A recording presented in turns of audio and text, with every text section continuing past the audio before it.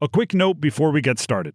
If you didn't hear episode 1 in this series on sports betting, go back and listen to it first. The rest of this will make way more sense if you have the backstory. We'll hear argument first this morning in case 16-476, Christie versus NCAA, and the consolidated case 16-477, the New Jersey Thoroughbred Horsemen's Association versus NCAA. Mr. Olson. That's John Roberts, the Chief Justice of the U.S. Supreme Court. In December 2017, the court heard a case that challenged a federal law limiting where gambling could take place. The 1992 law prohibited states outside of Nevada from allowing widespread sports betting. 6 months later, in May 2018, the Supreme Court issued its ruling. In a 7-2 decision, it struck down the Professional and Amateur Sports Protection Act as unconstitutional, opening the floodgates for gambling throughout the country.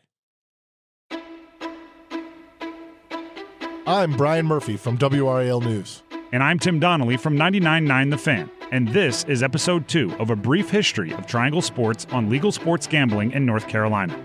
In this episode, from the Supreme Court to the high-stakes meeting in Cherokee that started the process of legal sports betting in the state, and to the precipice of passage in the legislature.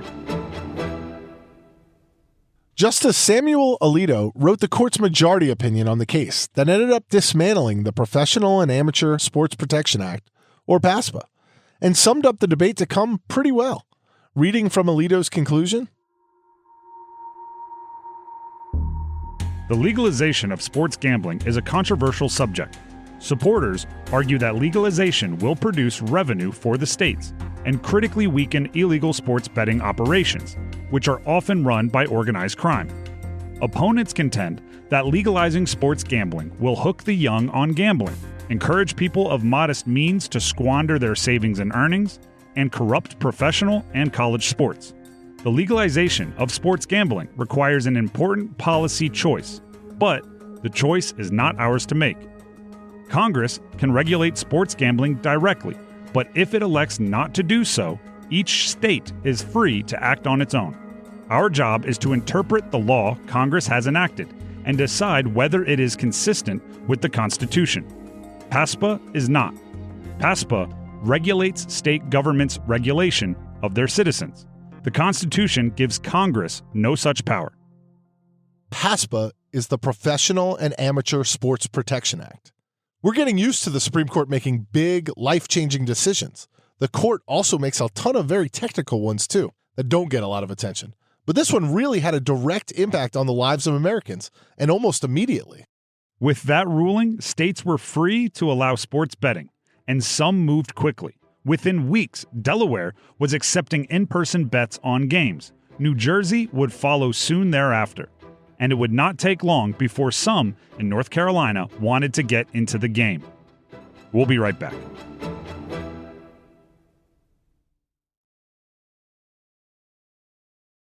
CHES McDowell, MCDOWELL, represent the NBA, PGA Tour, Major League Baseball, Charlotte Hornets, Churchill Downs, Sport Radar, Prize Picks.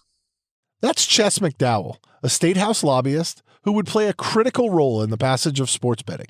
Given his list of clients, it's not hard to see why. After the High Court's decision, operators sought to spread sports gambling nationwide. The folks that really started the initial push was the operators, the DraftKings, FanDuel. At the time, I believe it was DraftKings, FanDuel, BetMGM, and Bally's. Those were the ones pushing for sports betting. They were working hand in hand with the professional sports leagues across the country. They were going around kind of state to state after the Supreme Court decision and figuring out where would be good places to push for legal sports betting. North Carolina was an obvious choice, being the 10th largest state or around the 10th largest state, with a huge college sports presence, huge professional sports presence, NASCAR, PGA, just a lot going on from a sports standpoint in North Carolina.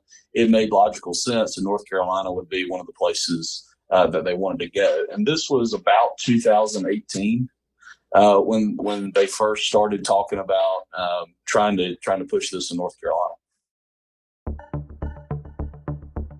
This was a natural progression for DraftKings and FanDuel. The two started as daily fantasy companies around 2012, and in 2015 unleashed an advertising blitz on sports fans and the American public of epic proportions. Many football fans knew about season-long fantasy football. You throw in your league fee, have a draft with your buddies, maybe make a few trades or free agent pickups, and hope your team is still competitive by Thanksgiving. This was different. You could pick a new team each week. Star receiver injured? No worries. I can pick someone else up. And you could win real money with your lineup. With entry fees from 25 cents to $1,000, some prize pools stretched into the millions. The companies raised more than $500 million in 2015 and seemingly spent it all on advertising and marketing. The year before, you'd likely have stumped everyone in America by asking, what's a FanDuel? What's a DraftKings? Now they were nearly ubiquitous. And this was years before the Supreme Court's decision. It kind of felt like gambling, but hey, if they're advertising in every commercial break of this NFL game, it's got to be legal, right? Well, by the next season, several states had deemed them illegal. This followed a pattern, a combination of the internet, gambling, and late-to-the-game regulations. It was the online poker boom that first got many young men into gambling on the internet. We talked with Bobby, a Raleigh resident and longtime gambler, about the progression. I'll say those minds that went over to DraftKings and FanDuel actually went over there as a direct result of what's known in online poker as Black Friday, when Poker Stars and some of the other ones, which were always quote unquote illegal, but had never been, I guess I'll say, really kind of, no one had ever shut it down. They got completely shut down. And so basically, if you were a professional online poker, it was just a natural transition for you to go over and go into the daily fantasy world, which is really kind of where the sites became popular. And a lot of the folks that started that was their background. And so again, that's kind of where the evolution went. So ironically, online poker getting shut down led to the daily fantasy boom, which I think sped up the legalized gambling boom. So the ground had been laid for more gambling. Online poker, daily fantasy, non-stop advertising, televised poker on ESPN. Some Americans who'd never been to Las Vegas or sat down at a card table anywhere were getting familiar with gambling. McDowell, the lobbyist, followed the familiar pattern. The son of two ministers, he grew up in rural Davidson County without any knowledge of gambling. In college, he'd first began playing online poker through an offshore account. The account allowed sports betting, so why not? Carolina State was coming up, or State Clemson, whatever. I went to State. I'd throw a couple bucks on these games that I would have some kind of thought or feeling about being a State guy. Would bet against Carolina a lot because that was fun. But that was my freshman in college, Sullivan Hall. Now he would play an important role in bringing sports betting to North Carolina, but it would take some planning and some organization and some wrangling of competing interests. In late 2019, McDowell and other interested parties met at the Cherokee Casino in far western North Carolina. McDowell gathered a representative from every major professional sports league in the state. He had someone from the NFL, the NBA, PGA, NASCAR, NHL, Major League Baseball. He also had reps from each major team, the Hurricanes, Panthers, and Hornets. In late 2019, soccer wasn't as big a thing here yet, so those teams and leagues weren't present. He also had people representing the Cherokee tribe. We all got in a room and kind of put everybody in one corner. Okay, here's the tribes. They have certain issues and certain things they want. Here's the leagues. They have certain things they want. Here's the teams. They have certain things they want. And I'm a lawyer by trade and never really practiced law, but interned at some law firms over the summers and knew how to do a mediation. And it was involved in a lot of mediation. So we're just going to have a mediation. So we kind of broke out every entity into a different room. And I went to each room and I said, what do you want? And the tribe said, we want very few licenses and we want a guaranteed license. Okay. So then I went to the teams. I said, what do you want? Well, we want a sports book at our facilities. I went to the leagues. What do you want? Well, we want official league data to be used, to require folks to use the official data that comes from us, not secondary. Okay, so went back around. All right, are you okay if these two get this and you get this? Yes. Are you okay? And it was a very, believe it or not, it was a very simple negotiation. I think we finished in 2 or 3 hours, and we came up with a deal in principle. And the framework of that deal lasted the entire time we tried to pass sports betting. So from 2019 all the way until 2023 when we actually passed it. And how do you celebrate a successful mediation? Then we went to the Ruth Chris Steakhouse at the Cherokee Casino and drank Dom and ate steaks, and I still have the bottle of Dom that we ordered that night just as a souvenir of that monumental deal. Getting all the sides that wanted to legalize sports gambling to agree to a deal was one thing, an important thing, but really the work was just beginning. In order to turn their monumental deal into reality, it would take much more negotiation and some lawmakers to carry any legislation. Representative Jason Sain from House District 97 in Lincoln County made sense as a starting point. He already knew a thing or two about sports betting.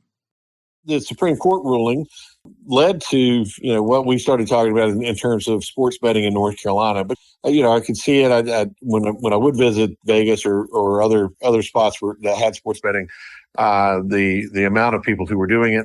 And then, the bill really came out of me sitting with two friends of mine that I watch, whether it just depends on the season, when I watch baseball or football or basketball, on Saturday afternoons, we'd get together and just good friends sit around and watch at a sports bar.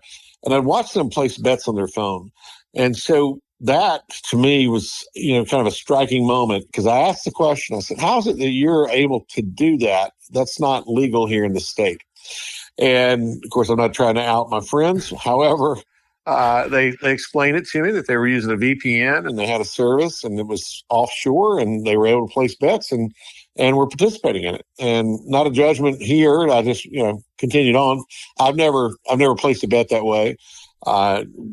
But I understood at that moment that's where a lot of money was going offshore. And I watched them do it repeatedly each time we'd get together.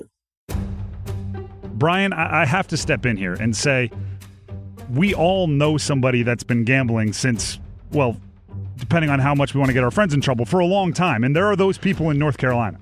Yeah, everybody knows somebody, right? Everybody has a guy.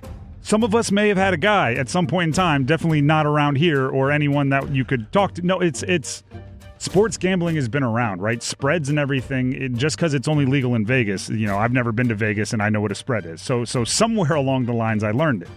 To be clear, a guy is, a bookie, what used to be called a bookie. It's someone who will take your bets and who you probably settle up with once a week or maybe once a month.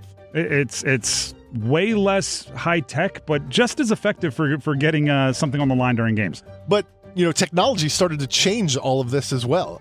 Just as technology has changed every aspect of our life, it presented other options for betting. All right, give me some of them. What are they? Well, there are VPNs. Again, asking for a friend.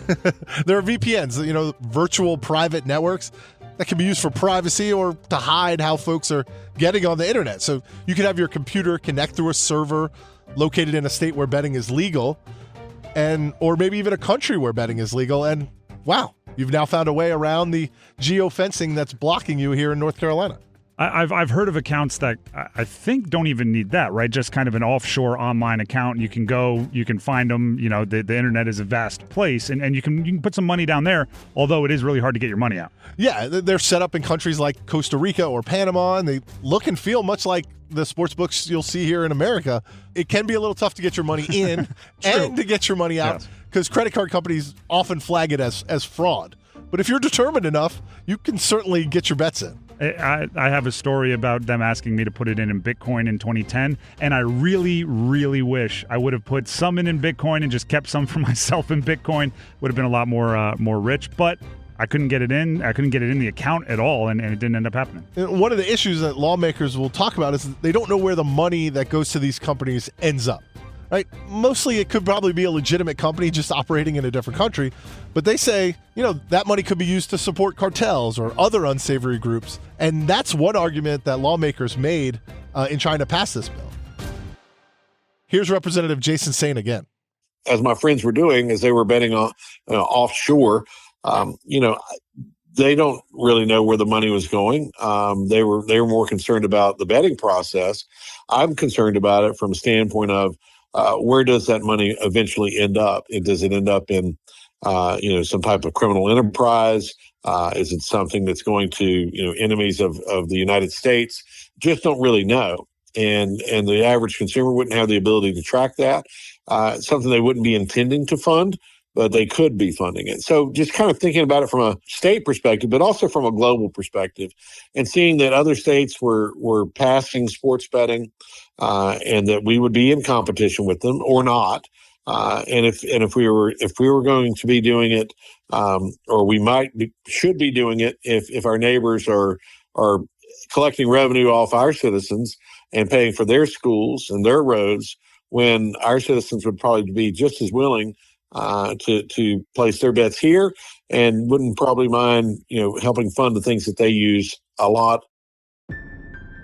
North Carolina Senator Jim Perry represents several coastal counties. His interest in gambling legislation came from an economic development perspective, and like Sane, he found out that gambling was happening in North Carolina.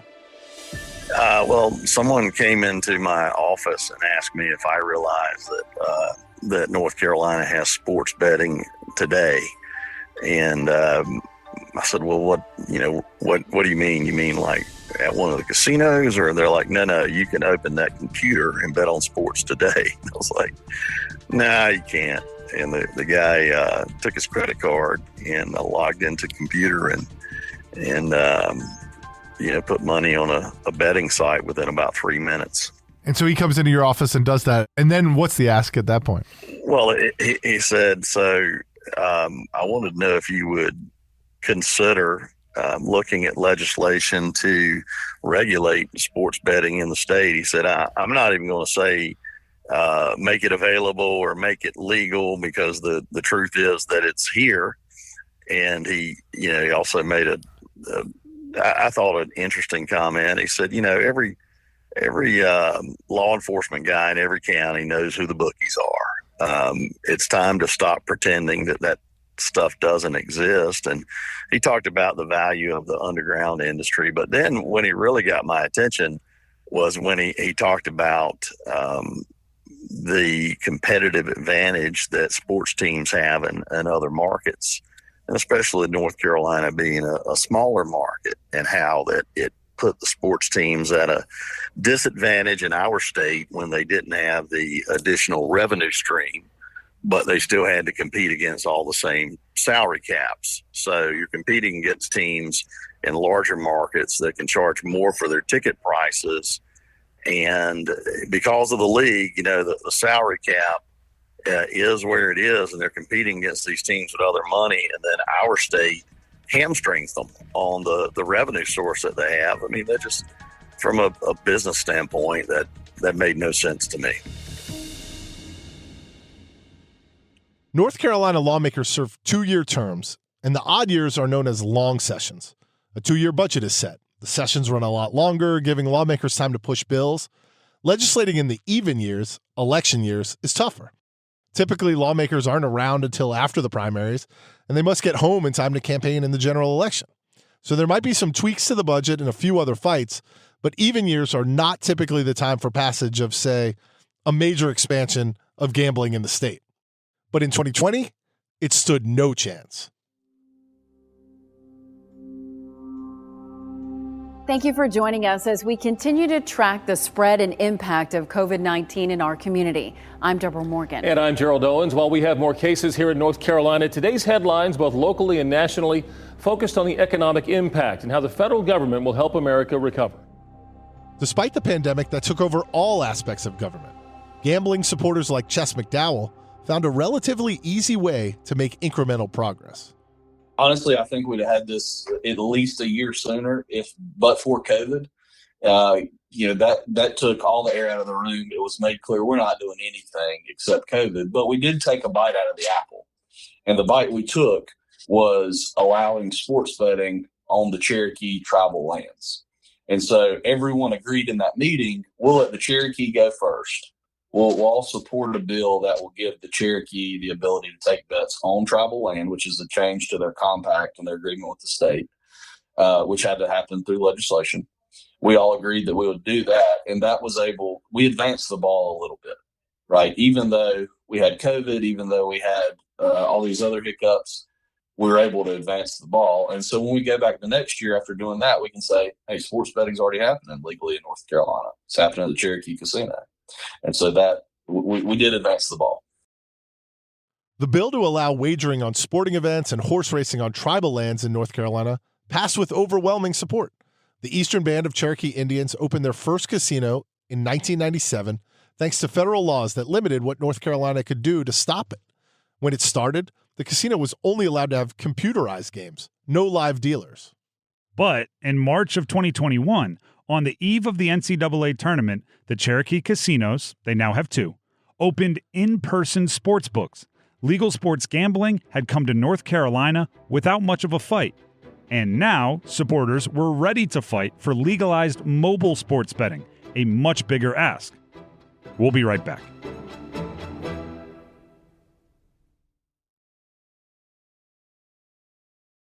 It's March 2021. The Cherokee casinos have on-site sports books, and supporters are pushing to legalize sports betting throughout the state. But it's slow going in the 50-member Senate, according to McDowell. We've got 50 legislators that represent 50 different areas. People in Charlotte have a very different opinion, or no, I want to say opinion, a very different list of issues that they care about versus a legislator in Currituck County, right? The legislator in Currituck County, there's no professional sports. There's no facility that's going to benefit. The people in their district are the ones who are going to be on the mobile platform. People in Charlotte have to think about what this does for the Speedway, the Hornets, the Panthers. It's just a different issue with every single person about their constituency and what they need to know about the legislation. So it really just took the whole session to get an accurate vote count of where everybody was. The bill was first filed in April 2021. It would be months before it finally got a vote in the full Senate. There were 5 different iterations of the bill that were put forth throughout the process. Perry was the chief sponsor in the Senate. I think most people who think about the subject, either they are just ideologically opposed, so it doesn't matter what the facts are or what you say, right? They just believe that it is bad, and now they also want to prevent someone else from doing it. I was a little surprised by that, especially the pushback from colleagues who consider themselves to be very conservative, because I don't think it's very conservative to weaponize government to make someone else live the way you want them to live. I think it's more conservative to say, well, I'm not going to spend my money doing that. I think it's someone could argue, well, I think it's a dumb choice if you do it. They could argue that. And I think that's fine. But when it comes down to it, the idea that we would use government to tell you how to spend your money, I struggle with that one. It passed the Senate on August 19th with 26 yes votes, a bare majority of the Senate. More Republicans actually voted against the bill than voted for it, a rarity in the GOP-controlled chamber. And lawmakers aren't the only ones trying to piece it together. The industry is changing rapidly. Folks want to change or tweak the monumental deal struck in 2019 between leagues and teams and operators. Chess McDowell still had a lot to wrangle. Now, keep in mind, you got a couple monkey wrenches going in from the best laid plans of mice and men at Cherokee Casino in 2019. A lot of these people have changed. There's a lot of new players coming into the industry, different entities that didn't even exist at the time in 2019, did not exist in business or in North Carolina. One, for example, Penn National, they were not a part of any of the initial conversations. They got into the game probably in 2021. And so that's a new player. That's a new person that has different wants. And their big thing was they were not going to stand for official league data. So all of us had to stand together who made the initial deal. And that happened 5 or 6 times where folks would come in and try to get something different and say, look, we got a deal in principle. We're all standing together on this. And that was really remarkable how that happened and how everybody stayed together for that. By April 2022, as the legislature reconvened for its short session, legalized sports betting had been passed across the country, including the neighboring states. Tennessee started in November 2020, Virginia in January 2021. Support in North Carolina was rising too, according to results from a WRAL news poll. Our WRAL news poll surveyed more than 2,000 registered voters, asking whether online and in-person sports gambling should be legalized in North Carolina. 52% said yes, it should be legal. 28% said it should remain against the law, and 19% weren't sure. That support carried through every demographic group, even very conservative voters. How often does that happen? It's pretty unusual. And you're right. Even among the very conservative, which I think was the least supportive, they were backing it by 5 points. Seniors were even 6 points. Everybody else was double digits. Ken Alper with Survey USA conducted the poll. He's seeing support for sports gambling rising quickly in other states as well. Today, when people hear the phrase sports gambling, they aren't necessarily thinking of criminal enterprises. They're thinking of big business. And, hey, if the state can take a cut, so much the better. Other states have brought in hundreds of millions of dollars by legalizing and taxing sports betting. Public support was helpful, but supporters, including lobbyists like McDowell, would need to execute the same playbook they'd used in the Senate in the 120-member House. We get to the House, and same deal, one by one. We go through all 120 members of the House, and again, same issues. The guy representing Raleigh has a very different concern from the guy representing Asheville. And figuring out what those concerns are, addressing them one by one. You may, in the House is different than the Senate. You have a House member that says, I want this provision or I'm not supporting it. Well, do we need that for the vote count? Then you have to make that value judgment. Well, if we do that, do we lose something here? And it's just a never-ending kind of dance. I describe it to people as a wheelbarrow full of frogs. You're pushing a wheelbarrow full of frogs. A frog jumps in, a frog jumps out. And you just try to make sure you don't dump out all the frogs. You've got frogs jumping out of that wheelbarrow, left and right. With the action in the House, Representative Jason Sain faced several issues. One, the Senate, having been through its own bruising fight, said the House could not amend the bill it had already passed. But that bill wasn't going to pass the House as is. For one, its tax rate of 8% was far too low. For another, it allowed operators to claim massive deductions through promotions. The bill needed work. Lots of it. I was basically told that you can't change the bill. Well, that's not the way the House works. That made it incredibly complicated. And I had my own challenges. I had committee chairs that would delay hearing the bill. If they were opposed to it, it's up to the chairman of the committee. So I had to do a lot of legwork and ask and pretty pleases just to even get the bill heard.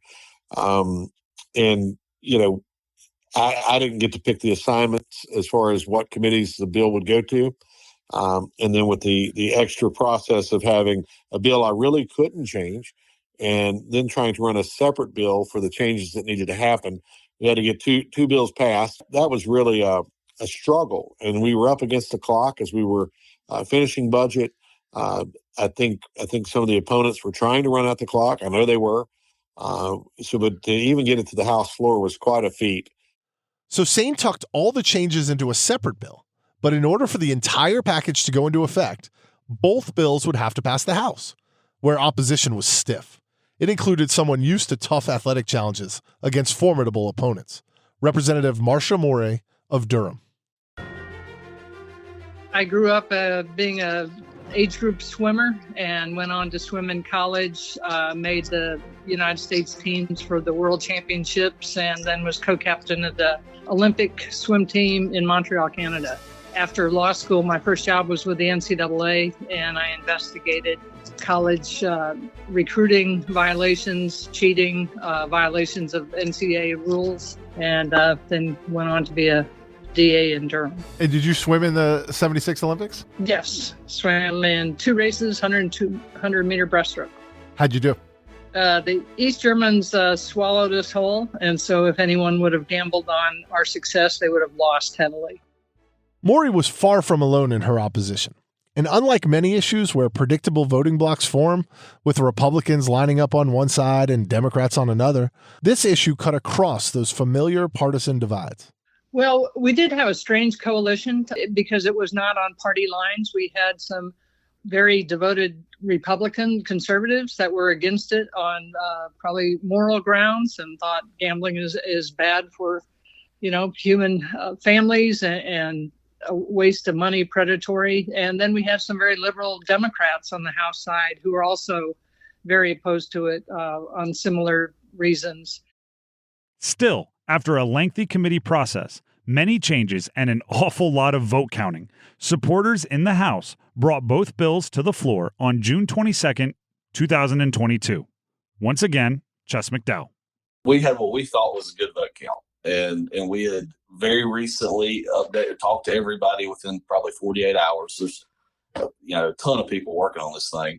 Legislators, lobbyists, teams, facility, all these folks involved, and we'd kind of divided up who needed to talk with who based off of geographical representation or based off of political affiliation, whatever. And so we had a pretty good vote count. And I'll tell you, when we went to the floor, we had the votes. Within the last 48 hours, we talked to every member of the House. We had the votes, and it was going to pass by one. Or did they? Had too many frogs jumped out of the wheelbarrow? Mobile sports gambling in North Carolina would not pass that easily. As you'll hear in the next episode, opponents had plenty of fight left in them. A Brief History of Triangle Sports is a production of Capital Broadcasting Company. Brian Murphy's extensive reporting is the basis of this season, along with reporting from other journalists at WRAL News and coverage from 99.9 The Fan. Graham Hill is our studio producer. Each episode is mixed by Doug Miller. Anita Normanley is our executive producer. Thanks for listening.